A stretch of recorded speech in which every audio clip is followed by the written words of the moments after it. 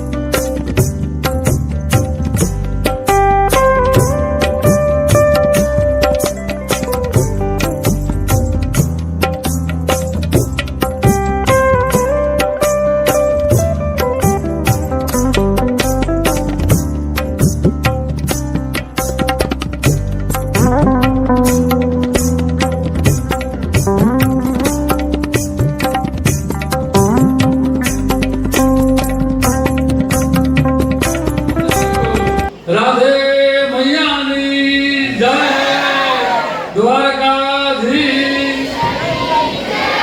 રાધાજીનો જન્મદિવસ છે આજે. એના ચરણોમાં મારી પ્રાર્થના, વંદન. અને રાધાજી એમ કહે છે કે વાંકડિયા વાળ હતા રાધાજીના, અને આમ લટવાળા હતા, એટલે મેં લટવાળા જ લાવ્યો છું, વાંકડિયા વાળ. એક બાર શિવ બોલે ભંડારી, बन कर भजनी नारी गोकुल में आ गई. पार्वतीए मना કર્યા પણ નો માનાતી પુરાણી ગોકુળ में आ गई. શંકર ભગવાને પાર્વતીને કીધેલું કે તમે વારંવાર શરદ પૂનમ નદી ક્યાં જાઓ? તો કે કૃષ્ણ ભગવાન હોળ જાઓ, 1600 ગોપીમાં રાસ લે અને મેં હું જાઉં છું. કારણ કે મારે આવવું છે, તો કે મેં પુરુષને નહીં આવવાનું, સ્ત્રી જ આવી હતી. શંકર ભગવાન કે મારો ઈષ્ટદેવ છે અને મને ન પાડે, ત્યારે કે હા મેં નહીં આવવાનું. અને શંકર ભગવાન કીધું બાઈ બની જાવ તો? ત્યારે કે તો આવવાનું, પણ તમારે દાઢી તે કે દાઢી તમ નહીં કાઢું, જટા રાખી અને હાડી મોટી લઈ, કોઈનું મોઢું જ નહીં જોતો, પણ કે તમારા ગાંડા બધા ઊંચા થાય આ સર્પના, કે એને હું આમ હાથ ફેરવી દઉં એટલે ન આવે. કે તો આવો. અને ફર્સ્ટ ક્લાસ પાર્વતીય શણગાર સજાવે, એમાં શું હોય? આપણી જગતની કુળદેવી ગણાય. આ 52 શક્તિપીઠ છે ને, ચામુંડા, ખોડિયાર ને મોમાઈ ને રાંદલ, એ પાર્વતીનો અવતાર. એ 52 શક્તિપીઠમાંથી એ શક્તિપીઠે શંકર ભગવાન નામ ફર્સ્ટ ક્લાસ શણગાર કર્યો ને ત્યારે કીધું કે ગંગાજી ઘડીક ના પાડો આવે નહીં, નગર એ ધોધ સીધો આમ પડતો હોય પાણીનો. ચંદ્રમાન ઘડીક રજા આપો, આ બીજા ભલે જા. અને બધું કમ્પ્લીટ કરીને શંકર ભગવાને કીધું હાલો. આવ્યા ને મથુર જે સ્વર્ગની અંદર આવતું હતું રાસલીલા. ભગવાન કૃષ્ણએ રૂક્ષ્મણીને કીધું કાંઈ ખબર છે? કે ના, આ 16,1608 ગોપી રાસ લે ને, એમાં એક ગોપી દાઢી વાળી ગઈ છે અંદર. તો કેમ? ત્યારે કે આમાં પણ દેખાતી જ નથી, આપણે 200-300 તોય નથી દેખાતું. ત્યારે કીધું કે મંત્ર બોલું? કે કઈ રીતે? કે હું મોરલીમાં મંત્ર ભણી, કાંઈક મને કીધું, કાંઈક મને કીધું, મારું મન હરી લીધું. એ પછી આપણે કીર્તન ગાવી ને, એને મોરલીમાં મંત્ર બોલ્યા, અને એવો સરસ મંત્ર બોલ્યા ને, નાદ બ્રહ્માંડ ડોલે એવો. શંકર ભગવાન કે વાહ પ્રભુ વાહ, એમ કીધું તો નાના ધડ ઊંચા ગયા. પછી તો મંડ્યું હાડી પડી ગઈ અડધી. પાર્વતી કે ધ્યાન રાખો, ધ્યાન. કે હવે કાંઈ ધ્યાન ન રહે, હવે તો હારો હાર લેવાના છે. અને ગોપી હારે ભગવાન શંકરે લીધેલો. અને એક તાણ બનેલું એવું કે કૃષ્ણ ભગવાનને જ્યારે મથુરા છોડવું હતું, અને એ વખતે રાધાને કીધું કે હું તને પ્રિય? ત્યારે કે હા. કે તમે મને પ્રિય? કે હા. કે હું કહું એમ તમે કરીશ? ત્યારે કે હા. બસ એને બાંધી લીધા. એટલે રાધાને કહ્યું તારા કપડા તાર સારામાં સારા પહેરીને આવજે, મારે પહેરવા છે. એટલે કીધું કૃષ્ણ તો હું કહેશો? કે હા, મારા સારામાં સારા કપડા છે, હું પહેરીને આવી. કે શું કામ? એ વખતે ભગવાન કૃષ્ણએ કીધેલું કે સ્ત્રી છે ને, કોઈ પણ સ્ત્રી એમાં જે પવિત્ર હોય, નિખાલસ હોય અને હાવ નિર્દોષ ભાવે ઈશ્વરની દાસી થઈને રહેતા હોય ને, એને ઈશ્વર કપડા પહેરે ને તો ઈશ્વર રૂડો લાગે, અને એના કપડા એની દાસી પહેરે તો એ ભગવાન જેવી લાગે. એટલે રાધા અને કૃષ્ણ પૂજાણા. એટલે કાલ મને તો વર્ષોથી ઈચ્છા હતી, પણ આમ પારામાં પૂછું, એક આવે તો પહેરવાના, નકર બંધ રાખે પ્રોગ્રામ, આ જાહેર ન કરે.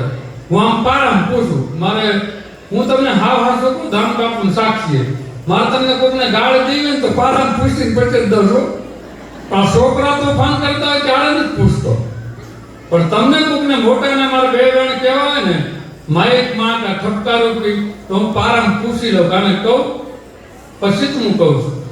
એટલે આપ છે ને, મને રાધાનું સૂત્ર એટલા માટે ગમે કે આજે એનો જન્મદિવસ છે, એનો ઉત્સવ છે. એટલે મેં સહેજ આમ તો ખતરો કરી લીધો. એટલે મારું કહેવાનું, કાલે જે મારું પાત્ર છે એમાં હું રાધાજીને એક એનું પાત્ર લઉં છું. પણ ખરેખર જો મને પૂછતા હોય ને તો મારે કોઈ પણ મંદિરે દાન બાપુ બેઠા છે તો એને કૃષ્ણને પગે લાગી ન આવે, દાન બાપુને પગે માર ન લાગે. એનો અર્થ રાધાનું રૂપ લીધું ને, રાધાનું રૂપ લીધા પછી મારે કોઈ પણ વસ્તુ મોઢામાં ન નખાય.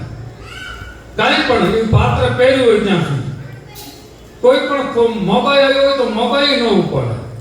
રાધાજી મોબાઈલ ઉપાડ્યો તો જો જવાબ. ભાવનગર કૃષ્ણકુમાર સિંહજી ના બાપુ વિજયસેન બાપુ ને એના બાપુ એ કોક જોવા ગયા હતા ખેડ, અને એ વખતે આપણે કાળુ ભવાયાના કોક પરિવારમાંથી એવું કંઈક છે, એને ભરતરીનું નાટક હતું. રાજા ભરતરીના નાટકમાં હું તમને કહું, આપે હું ભરતરી બન્યો અને મહારાજ સાહેબ જોવા બેઠેલા. એને ઉજવણ ચડી ગયો અને જમણા પગમાં ડાબા પગમાં સોનાનો 1.25 કિલોનો ટોળો હતો અને ઘા કર્યો, જા તારી આ ભવાઈમાં મારે ભાવનગર મહારાજ સાહેબ વિચારથી આ બે ઘા કરીને આમ નાખ્યો. રામ જોયું એને મુંગટ પહેરેલો, 2-3 પડખે ઉભેલા, તેજ ઉપર ભરતરીનું પાત્ર, વિક્રમની સરસા આવતી હતી. અને એ વખતે કીધું કોણ પર હાજર? કે આ કોને મોકલ્યો? કે મહારાજ સાહેબ. એક કીધું ને પાછું એ તો 1800 પાદરના ધણી છે, હું તો 92 લાખ માળવાનો ધણી છું, હું ન સ્વીકારું. પાછું આપ્યું અને મહારાજ સાહેબે એમ કીધું કે હવારના સૂર્ય ઉગે તો તારા તંબુ લઈને વિયો જાય. ત્યારે કીધું જી મહારાજ. એ તંબુ બધા હિંકેલવા માંડ્યા અને ત્યાર પછી એમ કહેવાય છે એ છેલ્લું પાત્ર એનું ભિક્ષા દેને મૈયા પીંગળા જોગી ઉભો તારે દ્વાર.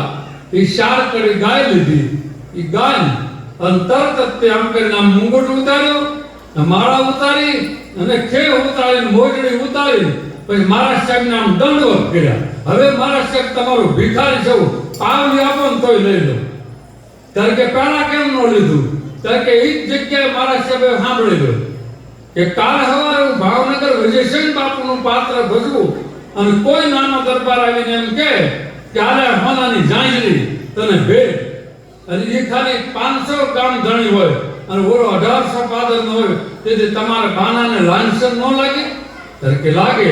કે આ તમારો ડોહો નહોતો, એને લાંછન ન લાગે ને એટલે મેં ન લીધું. એમ મારું કહેવાનું, રાધા પાત્ર લીધા પછી નિયમ છે કે મારે અમુક પગે ન લગાય. મેં કાલ સંતોને કહી દીધું, બાપુને કહી દીધું, મેં કે બાપુ કાલ રાતે રોકાવ, પણ તમારે સિંહાસન માટે જો આવવાના જ છે જ તે, પણ કદાચ તમે બેહો ને તો હું ઘડીક મારી રીતે લઈશ, પછી આ બધું ઉતારીને પાછું દંડવત કરી લઈશ. કારણ કે રાધાજીને દોષ ન લાગે. જે પાત્ર પહેર્યું હોય ને એને બદનામી ન લાગવી જોઈએ. એનામાં એમ કીધેલું છે રાધા એક ટાઈમ જમતા. જ્યારે કૃષ્ણનું પાત્ર લીધું ને રાધા ને કૃષ્ણ, તેથી એને અપ્પા કર્યો હતો. એટલે હું તો ભાઈ જો અપ્પા નહીં કરી શકું, ચોક્કસ કરું. હા, પછી નગર કાયદેસર મારે અપ્પા કરવો પડે. એટલે હું જે પાત્ર રાધાનું લઉં છું એ એટલા માટે લઉં છું કે હે રાધા, તારી ભક્તિ જે હતી ને એવી ભક્તિ મારામાં આવે એટલે હું તારું પાત્ર લઉં છું. મને કૃષ્ણ મળે કે ન મળે, મને દાન બાપુ મળે કે ન મળે, પણ એક દિને સમયે હું કૃષ્ણમય થઈ અને દાન બાપુના શરણમાં વિયો જાવ ને એટલે મારી ભક્તિ સફળ. એટલે હું એટલા માટે આ રાધાનું પાત્ર લેવું. નકર તમે વિચાર તો કરો, મને કોણ નથી ઓળખતું? હાલો, આ ગામમાં બધા ઓળખે, સૌરાષ્ટ્રમાં દાદા ઓળખે, અને આ મારે નાટક કરવાની જરૂર કઈ હતી? મને કોઈ વ્યક્તિએ નથી કીધું બાપુ શું કામ આ પાત્ર કરો. જેટલા મેં સામે ફોન કર્યો, કીધું કે આવું પાત્ર મને ઈચ્છા છે લઉં. જે બાપુ જો તમારી ઈચ્છા પડે કરો, તમને અમે ન ઓળખીએ, તમે કોણ છો શું છે એ કાંઈ ખબર પડતી નથી. એટલે તમે જે કરો એ મંજૂર. એમ મારું કહેવાનું, આપ બધા જે અહીંયા આવ્યા છો ત્યારે ફક્ત 5 મિનિટ એક ધૂન લઈ અને પછી નાસ્તો, પછી જે આરતી કરશું, જો ગરબા ટેમર ભલે. પણ આવતીકાલે મારા વતી કોઈને ભોગ ન હોય ને તો હારા કપડાં પહેરીને આવજો કે હું કૃષ્ણને દાન બાપુને દેખાડવા જાઉં. મને દેખાડવા ન આવતા, હારા સરસ ધોયેલા હોય તે નવા હોય. તમારે મનમાં એક ઉત્સવ હોવો જોઈએ કે આવતીકાલે નેજા સડે છે, 12 બીજના ધણીના નોમના અને સામૈયા છે અને રાત્રિ આ પ્રોગ્રામ. આવતીકાલે રાતે આપણે પ્રોગ્રામ એ રાખ્યો એક આ મારે ડ્રેસ પહેરવાનું અને પછી રાધાજીએ કઈ બટેટા ભૂંગળા ખાધા નહોતા પણ આપણે બધા બટેટા ભૂંગળા ખાઈશું, હું ઉતારી નાખીશ બધું પછીનો પ્રોગ્રામ.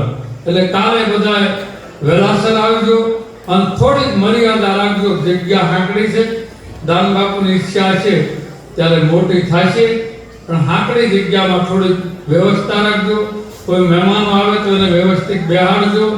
અને હું મારા કામમાં આવો એટલે હું વારા ઘડીએ માયક નહીં લઉં, કારણ કે આમ તો માયકમાં રાધાજી બોલ્યા નથી પણ છતાં ન છૂટકે મારે બોલવું પડે ક્યારેક. એટલે આપ બધા આવતીકાલે એટલું મને સેવા તરફથી ભક્તિ તરફથી આપ બધે પ્રેમ ભાવના રાખજો. અને તમને એમય લાગતું હોય કે એક પૂછું પ્રશ્ન જો હવે બેહે તો દાન બાપુ ઠાકર આશ્રમમાં છે તે નથી. હવે દાન બાપુ અને ઠાકર આશ્રમમાં હોય તો મુશિયાંગળી કરવાની આવે છે તે નથી છે ને, બરોબર. છતાં તમે જુઓ તો એક બેને એવું કીધું ને આશ્રમમાં ક્યાં કાંઈ છે. હું કીધું ને આશ્રમમાં કેમ પણ એમ કીધું તારો બાપ ને હું ચાલ અહીંયા મારી આગળ બેસ ને ક્યાં કાંઈ છે. આ પાપ કોને લાગે? જે પણ વ્યક્તિ હોય એને પાપ લાગે જ ન લાગે. શાસ્ત્રમાં કીધેલું દેવ જ્યારે બિરાજમાન થાય અને સૌરાષ્ટ્રના સંતો મહંતો દર્શને આવવા માંડે અને હરિહરનો રોટલો આવતો હોય અને જીભમાંથી આ બોલાઈ જાય ને તેથી શાસ્ત્રમાં એમ કીધેલું છે કે ક્યારેક આપણો દીવો પણ બોલાઈ જાય. કોઈ દી ન બોલવું, ભલે જે બોલી ગયા હોય એને આપણે માફ કરી દઈએ. મારી આગળ તો નામ સહિત આવ્યું છે પણ મારે એને કાંઈ કહેવું નથી. દાન બાપુ ઠાકર જાણે એ જાણે, આપણે કાંઈ કહેવું નથી. એટલે આપ બધાને કહેવાનું કે શબ્દ બોલતા પહેલા વિચાર કરવો. એટલે ઠાકર હાજર ન હોય ને તો આ 3 માળની બિલ્ડિંગ ન થાય, સામે ગેસ્ટ હાઉસ ન થાય અને મોરારી બાપુજી માંડીને સૌરાષ્ટ્રના તમામ શંકરાચાર્ય જે હુજીના અહીંયા આવી ગયા હોય તો એની કૃપાથી આવે છે. તારા ઘેરે કોઈ બાવો નથી આવતો, તારા ઘેરે બાવો નથી આવતો. બાવો લોટ મગોય તે આ વસ્તુ સ્વીકાર. આ શું કામ બોલવું જોઈએ? ક્યારે દીવો કોઈનો ઓલાય નક્કી ન હોય. આપણે ફૂલ ફેસિલિટી જાતા આવ્યું પણ વર્ત 3 જગ્યાએ શાસ્ત્રમાં કીધું ન રાખવું. એક ધર્મસ્થાનમાં વર્ત ન રાખવું, મા બાપની હારે વર્ત ન રાખવું, એક ગુરુ હારે તે સંત હારે ન રાખવું. નકર ઈ પણ પતનનો પાયો. શાસ્ત્ર સંમત, મારી વાત નથી. એટલે આપ બધા જ્યારે પધાર્યા છો ત્યારે આવતીકાલે આપણા પ્રોગ્રામમાં ધ્યાન આપજો. હવે ભાઈઓને કઈ આપણે પ્રસાદી ધરાઈ ગઈ હોય તો પહેલી પ્રસાદી દઈ દો અને પછી 1 કલાક બાકી છે એટલે આપ બધાને અનુકૂળતા હશે તો એક ઉમામાનો ગરબો લઈ અને પછી આરતી કરશું. હવે કાલે રાતે આપણે 12 વાગે આરતી થશે નોમ છે એટલે, અને પછી પાછી દશમની આરતી 12 વાગે, પછી પાછો 11 સાડા 11 રોદીલી લાલશે. એટલે આપ બધા પ્રેમથી બેસજો. અને ખાલી હું 1 મિનિટ ધૂન ગવડાવી નાખું, વેકણ થઈ ગયું તો વાંધો નહીં. તો આપ બધા હવે બેઠા છો એમને બેઠા રહેજો. અને બધાને મારી સૂચના આપ આવજો. આવતીકાલે નવા કપડાં, કાલ કોઈ ભગવાનને કાલ તે પમદી ભોગ ન આવે ગમે ત્યારે એવી પ્રાર્થના કરું અને આપ પધારજો. આપને કાલે જે કાંઈ મને કોઈ લોકોએ કીધું તો બાપુ ગુરુ મંત્ર તમે આપવાના હતા એ ક્યારે આપવાના? કાલે બધા સંતો વયા જાય ને પછી એ કાર્ય મારી કંઠી બાંધેલી હોય તોય ભલે, ન બાંધેલી હોય તોય ભલે. હું તો એમ માનું છું કે મારે કોઈ દિવસ ખાનગીમાં મંત્ર રાખવો નહીં, પણ નિયમ એ છે કે એ મંત્ર તાણે ન બોલાય. એટલા બધા બેઠામાં ઊંચી આંગળી કરીને એક જવાબ મને આપી દો, શ્રવણના મા બાપનું નામ શું?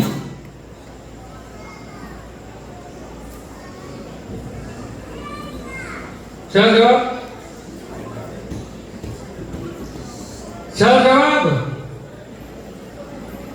કોઈ પણ વ્યક્તિને ન આવડે શ્રવણના મા બાપનું નામ.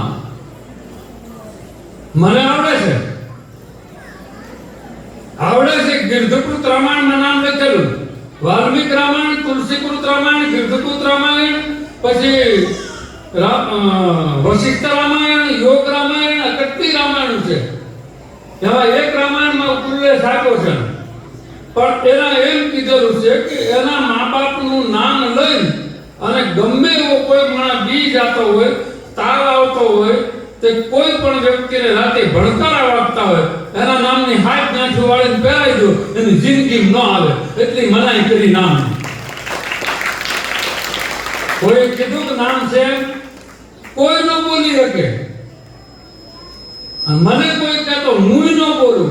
મને જે બાપુ શામદાસ બાપુ હતા એને કીધું કે નામ ન બોલાય, એટલે રામાયણ એની આગળ હતી અને આમ કાઢી જો આમાં લખ્યું. મેં બાપુ તમે કેમ ને કે બોલાય નહીં, તારે ન બોલાય, તારે રામાયણ ખોલીને બતાવી દે. જો તો આના કડીમાં તુલસીદાસજીએ પાછું શું લખ્યું? તાપસ અંધર ને અંધો. મહારાજ દશરથજીને શ્રાપ આપ્યો અંધો ને અંધી નામ કાઢીને. તાપસ એટલે તપસ્વી, એને શ્રાપ આપ્યો.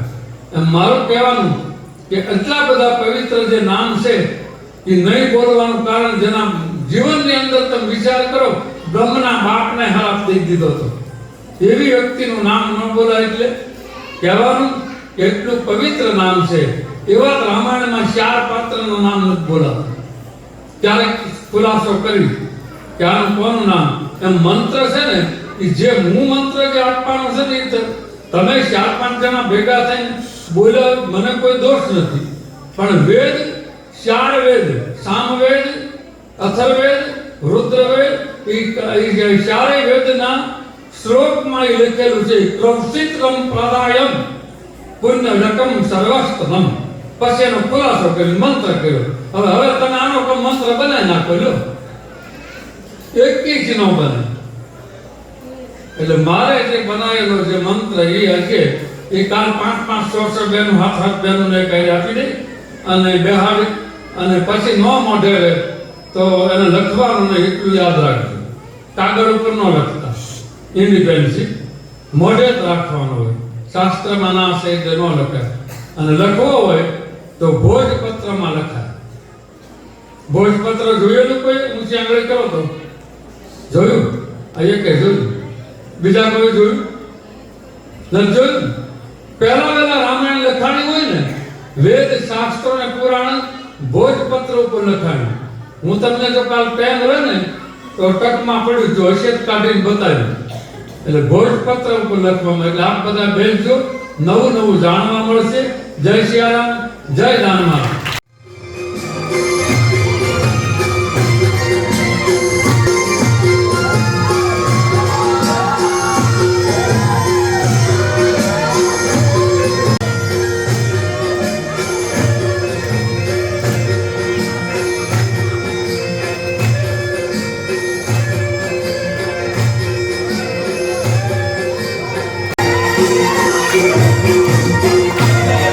Yeah,